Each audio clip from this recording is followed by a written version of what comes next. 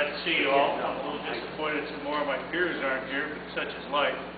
We're going to have John Groves give us a little presentation this morning. Science Under Attack. I think you'll find it interesting. John received his undergraduate degree in physics and mathematics from Boston College, and he has a graduate degree in physics from Syracuse University. As an aside, John in his younger years was intelligent, made a lot of money, and he's been able to devote his life to environmental causes. In the last 30 years, he's focused on educating the public about energy and environmental issues, and has written and published nearly 100 articles and reports. As part of his efforts, he's given free energy presentations in numerous states for thousands of citizens. He's been a guest speaker on dozens of radio and TV shows nationwide, and he's spoken to numerous organizations on energy and environmental issues. He's well-versed in the area. He is in business. He understands science, and he understands that science is not a consensus. Science is fact, and we have to get back to using science to guide us in what we do. With that, John. Thank you, George, for your very kind introduction. I very much appreciate your invaluable assistance in setting up today's get-together. If you want to get something done, ask a Marine. That's George. Hoorah! Right. Is this too loud? No, there's no volume control. Okay. I chose an opening image that gives some indication of the magnitude of the threat we're facing. As dramatic as this picture seems, it's an understatement of what's actually happening to us. I've given dozens of talks in some 10 states on a variety of technical topics. For the benefit of new legislators, I did give two different presentations here, both about a year ago. One was on wind energy, the other on sea level rise. In my view, the topic today is more important than either of these, as this is the root of numerous energy and environmental issues. When I started my research for this presentation, I thought it would be easy to cover this topic in 30 minutes. However, it didn't take long to come up with literally hundreds of studies, reports, articles, and books, like this one here, on this subject. What I've tried to do is distill this down to the major points and to give it some organization.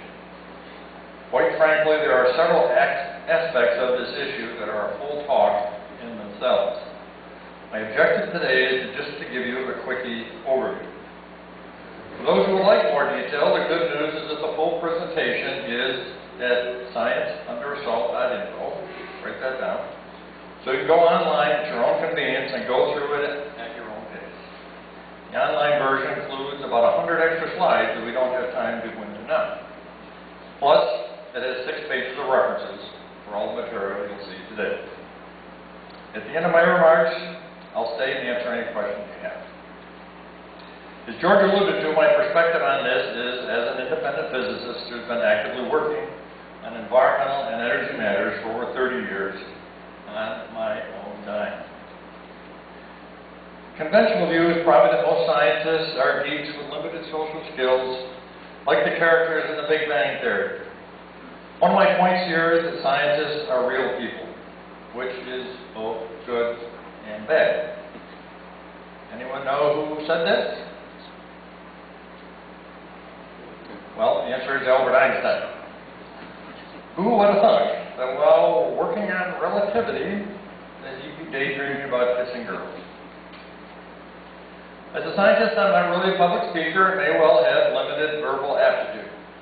I'm continually amazed, though, at how 26 letters can be arranged into a mosaic of words that can profoundly impact people's lives. But as Mark Twain so insightfully noted here, little differences can be really big. Look what's going on in the global warming area, where words have been in an almost continuous state of flux. You can be sure that there are many Madison Avenue types carefully parsing what is the current most marketable phrase to pitch. Scientifically, though, the term climate change is something akin to saying wet water. So I won't be using that. This editorial 2 weeks ago said it perfectly. Quote, if everything that happens becomes evidence for what you want to believe, how can you call it science? Well, that's it exactly. By the way, I'm going to use global warming in several examples. Am I saying the global warming hypothesis is wrong? No, I'm not. What I'm saying is that this matter is not yet scientifically resolved. At this point, there is good evidence by credible people that it is true. On the other hand, there is good evidence by competent people that it's not. In other words, the jury is out.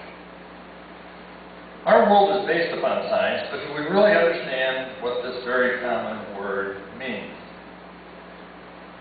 The clothes you're wearing, the food you eat, the vehicle that got you here, the building we're in, the lights in the ceiling, the computer projector I'm using here, all came from scientific discoveries. These are based on many generations of scientists using logic and deductive reasoning, carrying out observations and measurements, formulating and then testing hypotheses and theories. That's what most people think when asked to define science. Things like theorems and equations. But that is not science. I like these observations. Quote, science is a way of thinking, much more than it is a body of knowledge. Our species needs and deserves a citizenry with minds wide awake and with basic understanding of how the world works.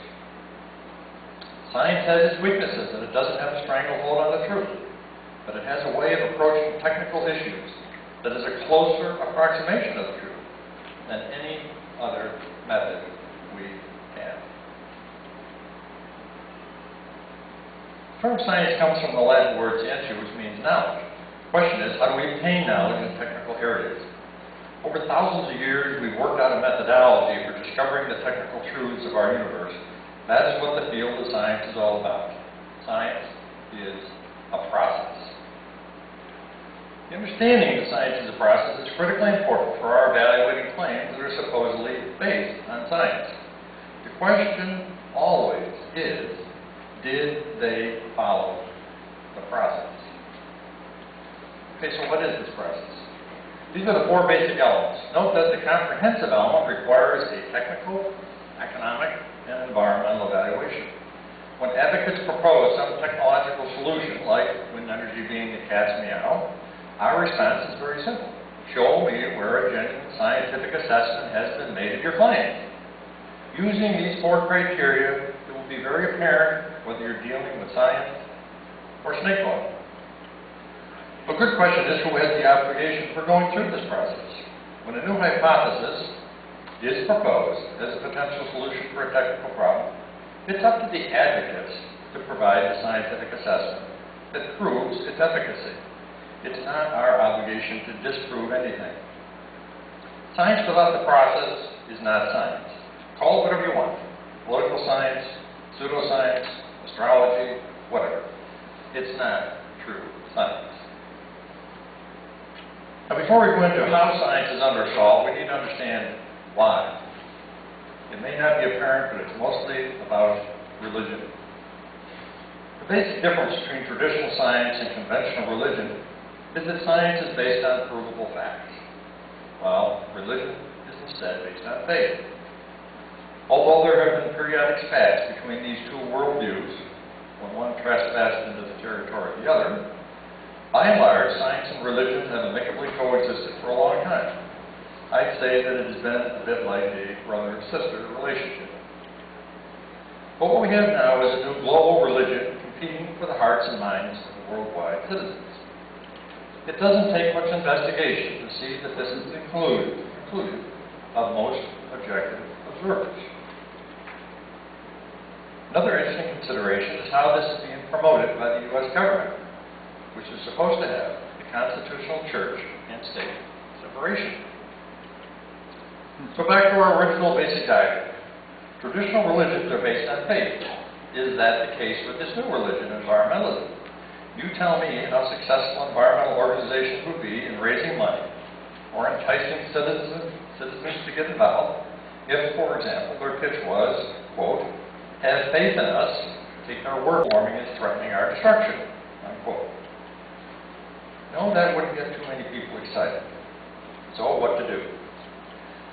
Their PR people came up with the answer. They needed to align themselves with something that the public did believe in.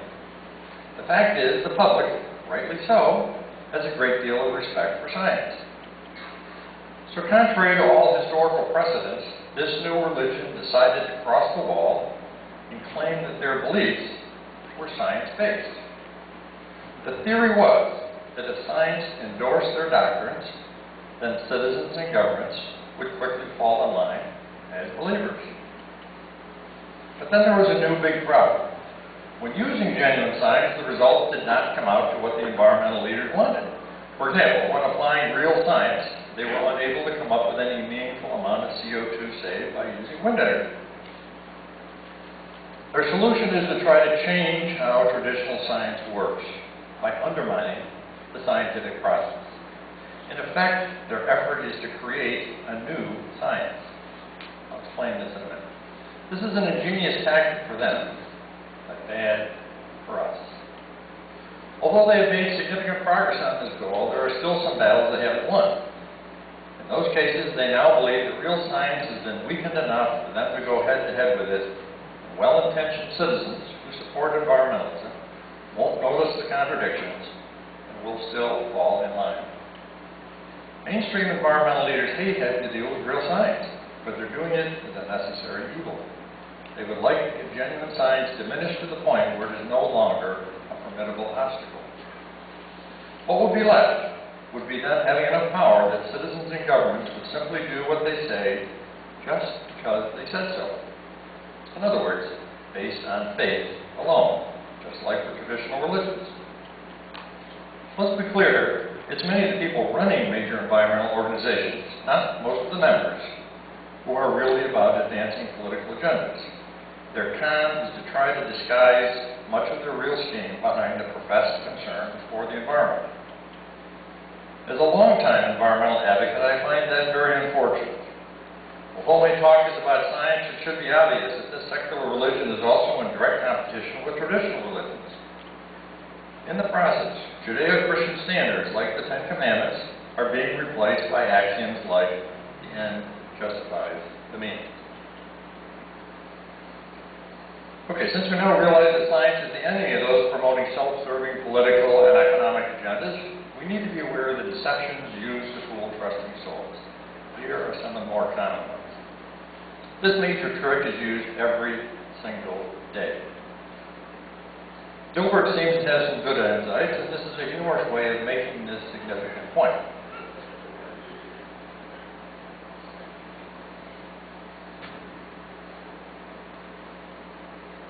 The number of Facebook users and the yield on Greek fonts track pretty well. In other words, there is strong correlation.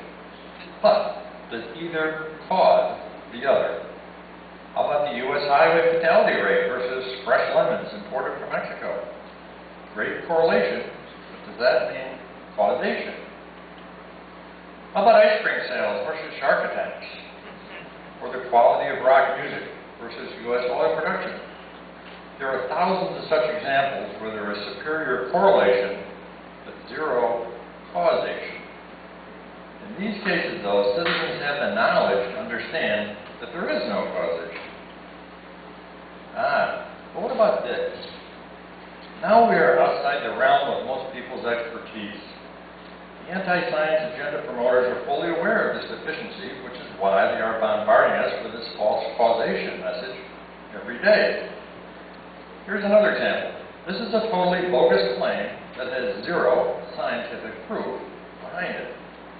But the message is that there is causation supposedly proved by some correlation. Of course, if you look at this article a bit more closely, there are other hints that it is not an educated position. This says it well. Quote, the link between extreme weather and global warming has as much scientific basis as the pagan rite of human sacrifice to ensure a good harvest. Unquote. Second major deception is to fool unwary about consensus. Basing a case on consensus is essentially an appeal to authority which is a logical fallacy. The situation boils down to two simple facts. Number one, consensus is not part of the scientific process. And number two, it's unknown whether there's a real consensus anyway. I can't say it any better than here. Quote, the work of science has nothing whatever to do with consensus. Consensus is the business of politics. Science requires only one investigator who happens to be right, which means that he or she has empirical results that are verifiable and reproducible. Consensus is irrelevant. The greatest scientists in history are great precisely because they broke with the consensus. When I circulated the draft version of my presentation to other scientists, one came back and objected to this quote, saying Crichton was not a research scientist. Well, that's right. Such a comment is indicative of how our communication is going downhill. Real science is about educating the facts, not casting aspersions on the source. Such thinking also indicates a rather elitist perspective, that the only people we should listen to are those who have a degree in the topic. Well, that's simply baloney. Einstein, okay? You good enough? He made several remarks against the concept of scientific consensus. Quote, he who joyfully marches to music and rank and file has already earned my contempt. He has been given a large brain by mistake, since for him a spinal cord would suffice. Quote, few people are capable of expressing opinions that differ from the prejudices of their social environment. Most people are even incapable of forming such opinions. Unquote. There are numerous examples where essentially all the technical experts were wrong. Here's a recent one. Up until a few years ago, the entire medical establishment believed that most ulcers were caused by stress. That means every medical doctor, every medical PhD researcher, every medical hospital, every medical school, every medical textbook, every medical journal, every pharmaceutical company in the world, they were all wrong. This position says it well. A serious problem arises when advocates wield scientific consensus as if it were a valid scientific argument that carries the same weight as experimentally derived evidence. Unquote. All right, what about the legitimacy of the consensus claim? Well, here's an example indicating that there is no consensus.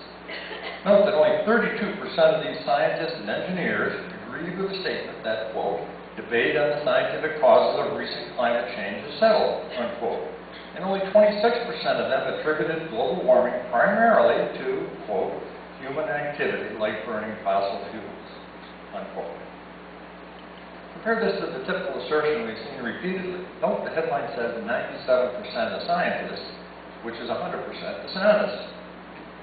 In the text, the message is then deceptively changed to saying 97% of scientific experts. Well, that's false too, as I'll show you in a minute. Not surprisingly, con artists are not beneath cooking the stats. Here are the actual survey figures from one of the most cited sources. Over 10,000 scientists were sent this survey. This is not even 1% of the scientists worldwide, so keep that in mind. It was very poorly worded. Remember, words are important. And that might explain why less than a third even bothered to respond. Out of the 3,000 plus responders, the survey authors arbitrarily decided to consider the answers of only 77. 75 of those agreed with the vague global warming question they'd asked, so 75 out of 77 gives 97%. Since the vast majority of the scientists surveyed here didn't even respond, the only true consensus here is that there was widespread agreement that this poll wasn't worth their time to participate in.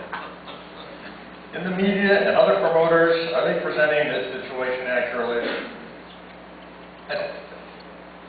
Peer review is another subtopic we could spend the whole time on. Here are some peer review basics. The most important thing to understand is that peer review does not constitute proof of anything. It doesn't take much looking to see that the whole process of peer review has been hijacked by the con artist clan.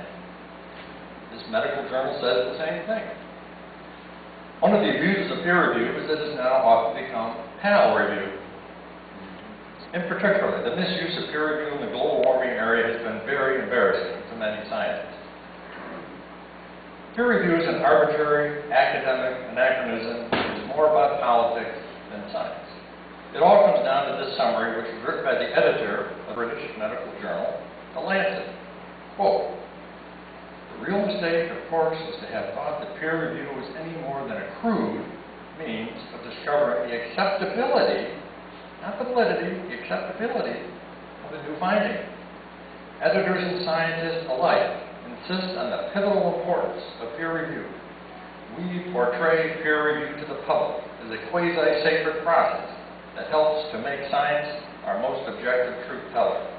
But we know that the system of peer review is biased, unjust, unaccountable, incomplete, easily fixed, often insulting, usually ignorant, occasionally foolish, and frequently wrong." What else do you need to know? Once you have a better understanding of what peer review really is, this conclusion won't be as stunning as it initially appears to be. Note where it says that research findings are often just indicators of prevailing bias. Yet another con is to purposely obfuscate the distinction between science and scientists. Understand the ruse here, we need to have some perspective. So the questions are, is every priest a holy person? Is every lawyer a law-abiding citizen? Is every scientist a promoter of science? The reality is, there are tens of thousands of scientists who are not practicing real science. Here are some of the main reasons for this shameful and unacceptable behavior. The fact is that there's a remedy for the situation when a priest violates his vows, and that is to have him defraud. Likewise, when lawyers act contrary to their professional covenants, they can be disbarred. But when scientists breach their professional commitment, there is no such procedure to call out the bad apples. In my view, they ought to have their degrees revoked. Instead, what typically transpires is that they get funded by special advocacy groups who want to take advantage of their science credentials to promote some economic or political agenda. So, this is what results. Quote, fraud, plagiarism, cherry-picked results, poor or non-existent controls, confirmation bias, opaque, missing, or unavailable data, and stonewalling when questioned have gone from being rare to being everyday occurrences. Unquote. The bottom line is that there can be an enormous difference between a report by scientists and a scientific report.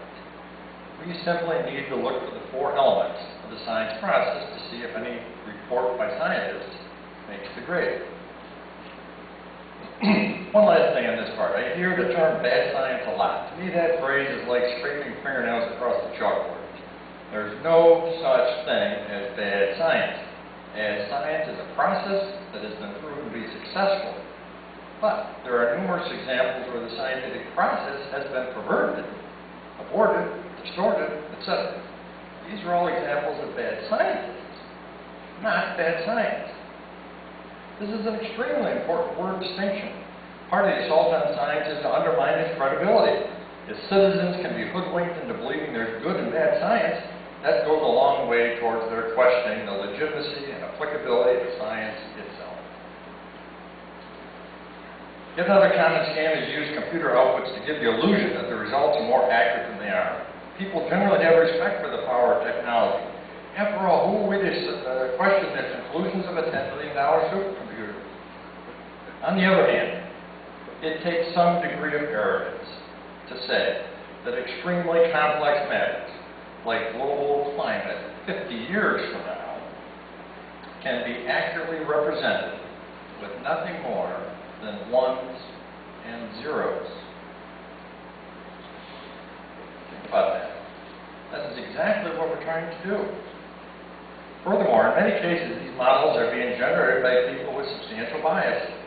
I have written some 100,000 lines of computer code, so I know something about this. Take my word for it. It's child's play to write a computer program proving that pigs can fly. The indisputable fact is that we are far, far from understanding all of the relevant physics of climate. For example, as this Woods-Hole graph shows, Scientists are uncertain about some 20% of carbon sinks. This is an extraordinary gap in our knowledge of a key item. Knowing that we have such a huge missing piece of the puzzle today, it's simply preposterous to claim that we can create a highly accurate computer model for 50 years from now. Here's part of an interesting study about some of the people writing these computer models.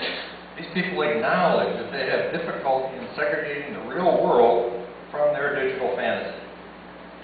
The completely expected result is that there are often large discrepancy between reality and these collections of ones and zeros. This article gives us a cautionary tale that's amazing we have yet to see the connection with. It's about the fact that the primary reason that there was a crash in the whole world's economy was due to failed computer models. Yet these are the exact same things we're now being asked to trust as we spend tens of trillions of dollars to prevent so-called global warming. Quote, most Wall Street computer models radically underestimated the risk of the complex mortgage securities. The people who ran the financial firms chose to program their risk management systems with overly optimistic assumptions and to feed them oversimplified data. Financial institutions use very sophisticated computer models put together by highly paid experts, using masses of data based on what was taken to be the most up-to-date understanding of how things work, all of which gave the outputs of the models huge credibility. The problem was precisely that they were attributed such credibility. In particular, their output was treated as empirical evidence, as actually telling people about the state of their risk exposure. They did nothing of the kind. All these models do, all computer models can ever do, is tell you the consequences of the programmer's assumptions. They do not tell you how the world is, they tell you about how the programmer thinks the world is. This is a distinction that is very, very easy to lose sight of. One of the four elements of the science process is comprehensive. Using selected data is a violation of that standard. This is a powerful trick because the results can easily be manipulated so that they seem to be very legitimate to the uninformed person. Here's an example that should make it quite clear. The question is, what do the ice core samples from Greenland tell us about how our climate today compares to the climate of the past? Looking at this graph, looking at this graph from the Foresight Institute, the answer appears to be quite clear. We are at an unprecedented high spot.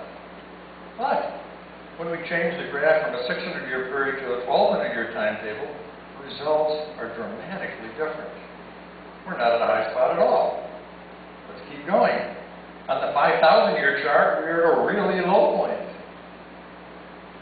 The 10,000 period is interesting too, and still says we're at a relatively low point.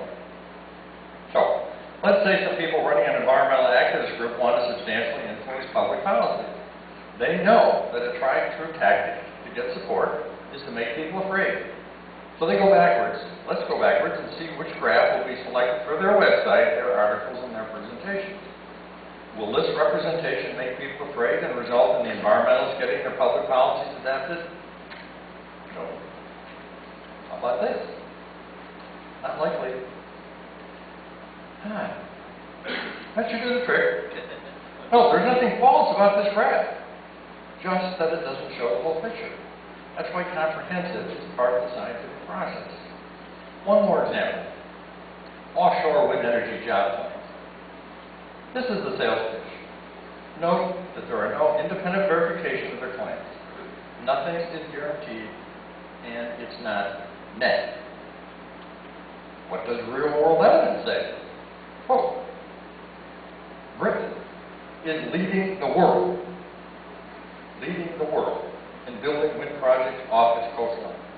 But this has provided negligible work or services to British companies. Unquote. Quote, even though a record of new capacity came online, few jobs were created overall, and wind manufacturing employment fell. Here's a 2012 study done by independent financial experts paid for by the state of New Jersey, which is a wind energy promoter. It concluded that when they looked at the whole jobs picture for the state, all wind segment, that just one offshore project would result in a net jobs loss of some 30,000 job years. It also concluded when they looked at the whole economics picture for the state, not just the wind segment, there would be a net economics loss to the state of over $900 million. This shows why we can't afford to be fooled by the selective data rules. Here's a term you've probably never heard of. It is one of the most troublesome threats to science there is. PNS is post-normal science. The bottom line is that for the first time ever, there are those who are trying to introduce a value system into the science process. It shouldn't take too much thought before you should ask, whose values? You can be sure they won't be asking you and me. Here is PNS, also known as postmodern science, digested down a bit. These shysters are claiming that this is appropriate for situations where, quote, the facts are uncertain, values are in dispute, stakes are high, and decisions are urgent. Think about it. Every one of those items is problematic. For instance, who is the authority that says what we should do when the facts are uncertain? Who's the official arbiter that dictates decisions are urgent? Etc. None of this has anything to do with science, and all of it has to do with giving up our freedom. As this scientist writes, the ideals of science have been subverted even in the world's most prestigious universities, which include some in North Carolina, by the pernicious and pervasive influence of PNS, where, quote, scientific objectivity has been abandoned for overt advocacy, unquote. He goes on to say that these scientists justify this unscientific behavior because they believe that they are working for a greater good. In other words, it's okay to cheat on the science process because the end justifies the means. This is really bad stuff, and another part of this matter that we could spend the whole time on. Right on cue, consider this recent development. It should give us pause as to what happens when secular religion values are artificially injected into the science process. This Austrian professor, who proudly says he's against the death penalty for something like the Sandy Hook murders, then said that scientists not fully supporting the global warming belief should be executed. So, because I have the audacity to say that science is not yet resolved, I was one of a handful of scientists he publicly identified who should be killed as a heretic against his religion. Hate to be the harbinger of bad news, but there's more. Maybe by now you understand my opening comment about how this is worse than the tidal wave picture I showed. Precautionary principle is particularly problematic, as on the surface it almost seems reasonable.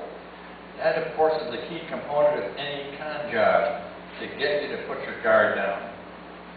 Quote, when an activity raises threats of harm to human health or the environment, precautionary measures should be taken even if cause and effect relationships are not scientifically established, unquote. You'll note that this is another attempt to inject subjective values into science.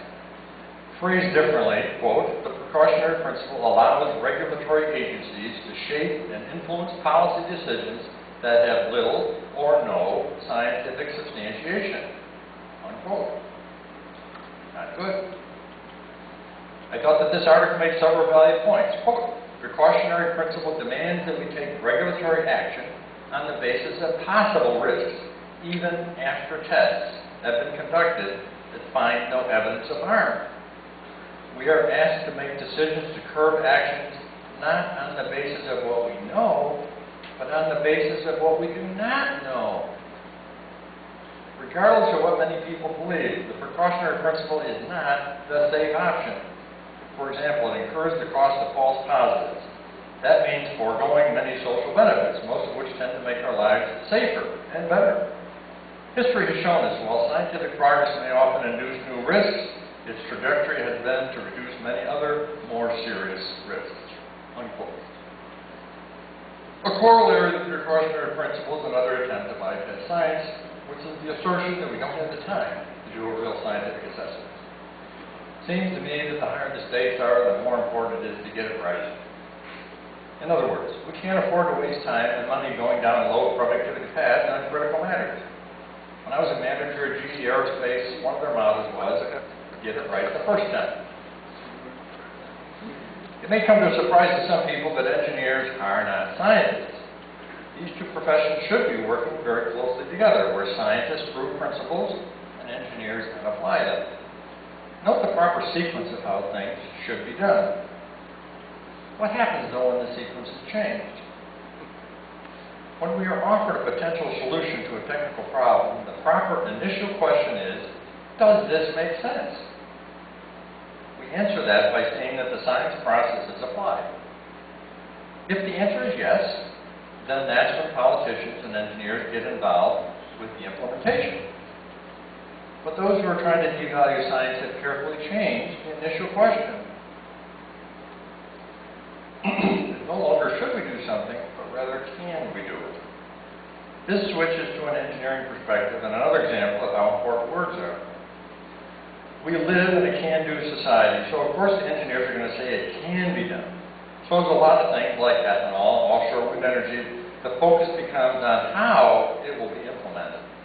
Almost no one is asking, does this really make sense to do? And what is the real net cost for doing so? Believe it or not, there are even more tricks that are used to undermine science, but we just don't have the time to cover them today. You can see them in the online version, ScienceUnderAssault.Info. This one is more general in nature. To make it more pertinent to you, I'll use you as an example. Here's a typical article where the anti-science forces falsely made the H819 situation as being science, supposedly them, versus those with economic interests, real estate developers. As you know, there are dozens of these puff pieces, almost all making similarly false claims about science. I know more than a bit about this, as I was the editor of the primary study disputing the CRC panel's sea level rise report, and I've never been a real estate developer. This study is not for me anyways, but is actually a response to some 30 oceanographers and other sea level experts to the CRC panel document. By the way, the words real estate or economics are not mentioned even once in the 35 pages of my study. Here it says that we are audacious to attempt to tell scientists what the thing can do. Well, guilty as charged. We are telling these degree people that they need to follow the scientific process.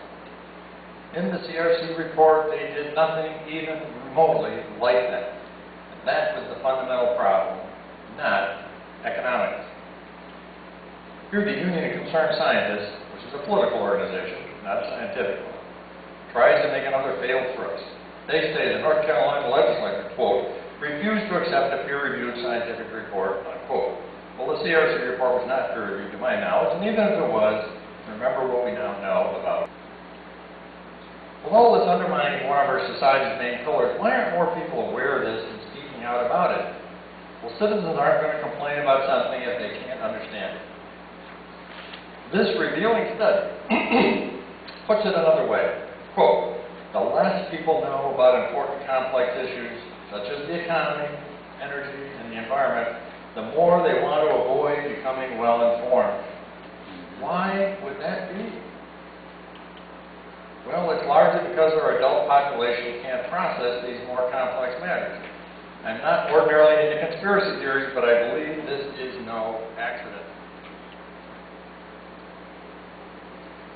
Not sure whether the title is misspelling here is intentional, but I agree with this contention. The fact is that less educated people tend to cite for questions. They will just go along.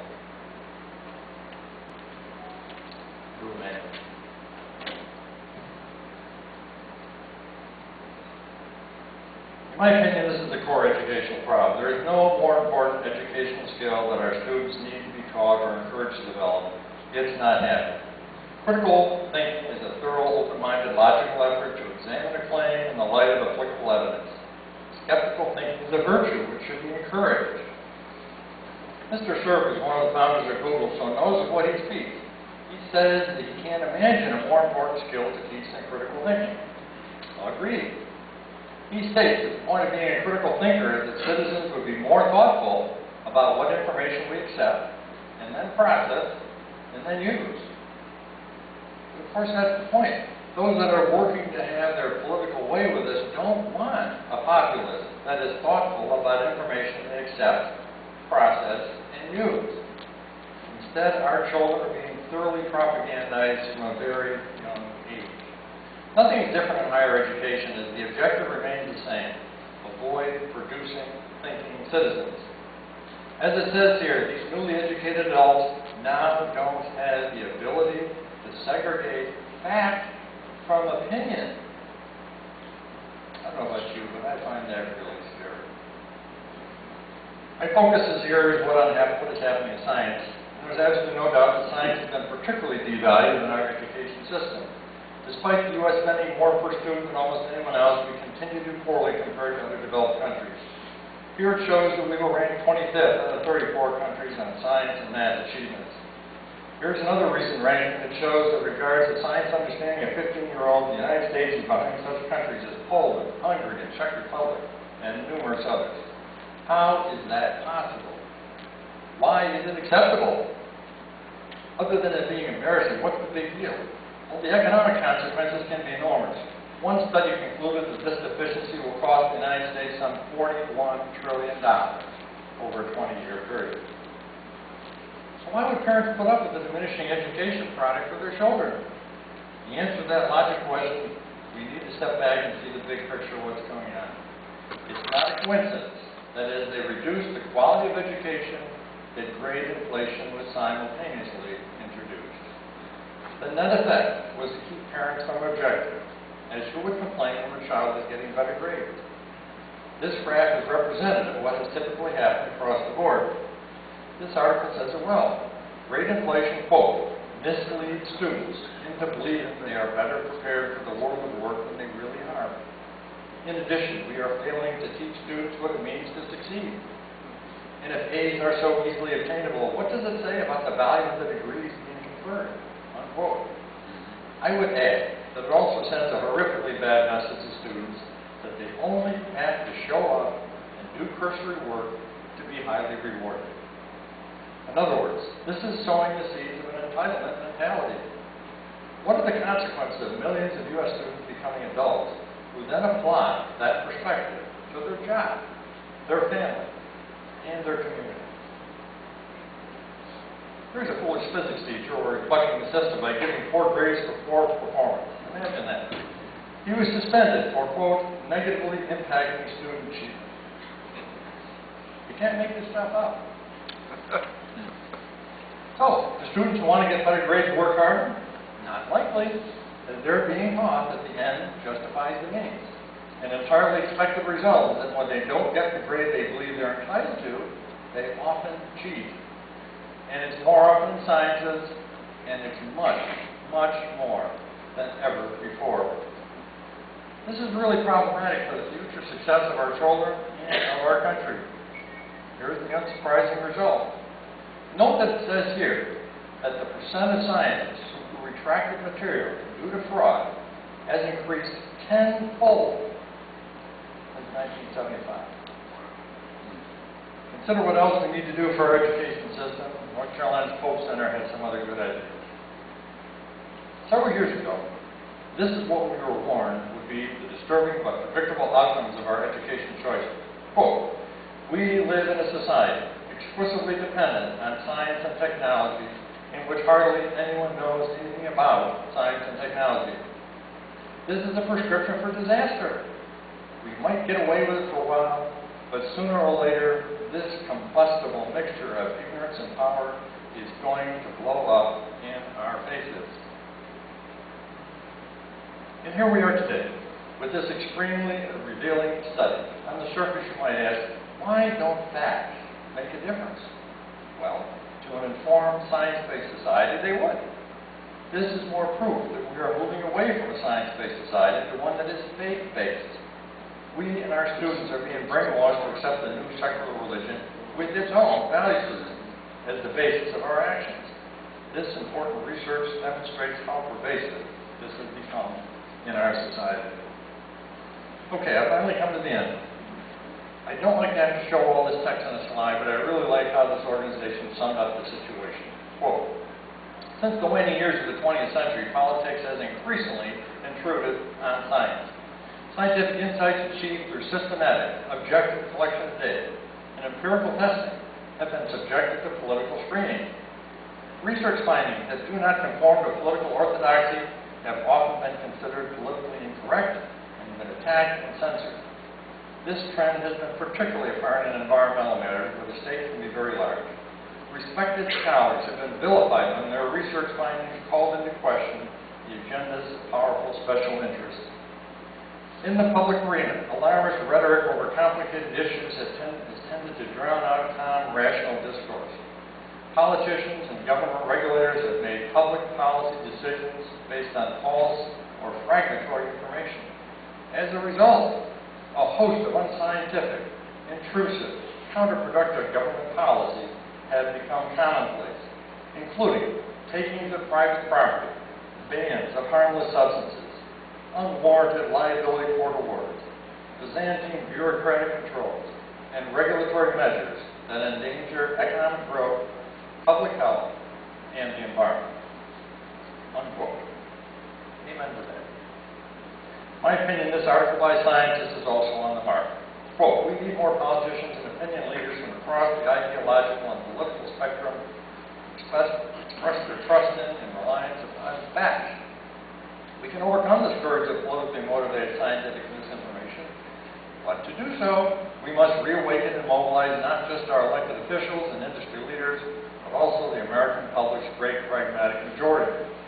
Only with their vocal commitment can we return to our core American values of objectivity and reason, upon which the effectiveness and credibility of our democracy depends. I've done mostly a flyby today, so it's important to carefully go through ScienceUnderAssault.Info, reading the references provided. Please do what you can to upgrade the entire North Carolina education system so that it aggressively teaches critical thinking and promotes hard science. One of the best ways that political partisanship can be diminished is if we all agree to base state technical policies on genuine science, which is apolitical. This also means fixing important legislation in the past that was not science-based, like Senate Bill 3. Reach out to state-of-the-art companies that are developing science-based technology solutions to locate in North Carolina. Legislators have done a great job on having North Carolina be a military-friendly state. The same needs to be done regarding science-based businesses. Once we put on the science perspective, our energy choices are really very simple.